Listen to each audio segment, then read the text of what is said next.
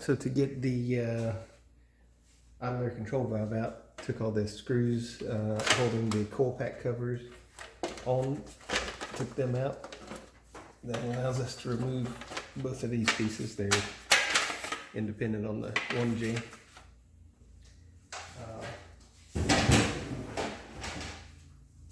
Next, we removed, there's a large air hose here on the back, has a spring clip.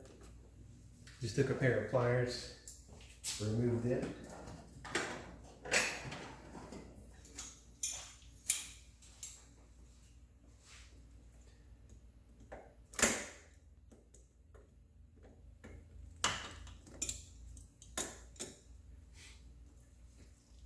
Should also mention there's 2 screws holding the metal pipe in, so those need to be removed to give you enough wiggle room to get the air hose off.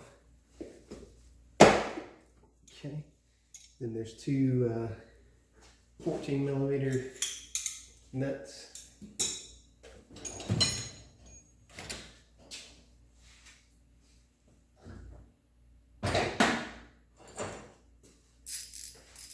Alright, these are 12mm, 2 nuts. The top one can easily get on it with a ratchet socket. The lower one used the box and wrench because of the clearance to the valve cover. Couldn't get the socket in there. And there's 2 more hoses on the bottom, coolant in and out hoses. They're held on the spring clips also. So pull the valve off. Make sure we don't damage the gasket.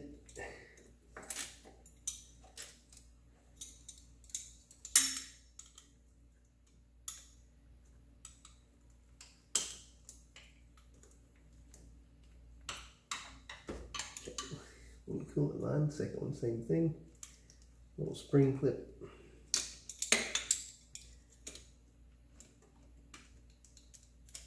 Pull the hose off.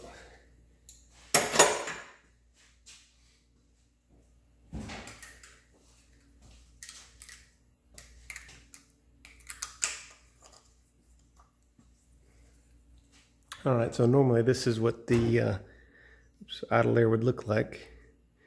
I attempted to drill these, look like 2 little keeper pins out, heated it up, try to release the glue, but instead the plastic on the solenoid failed.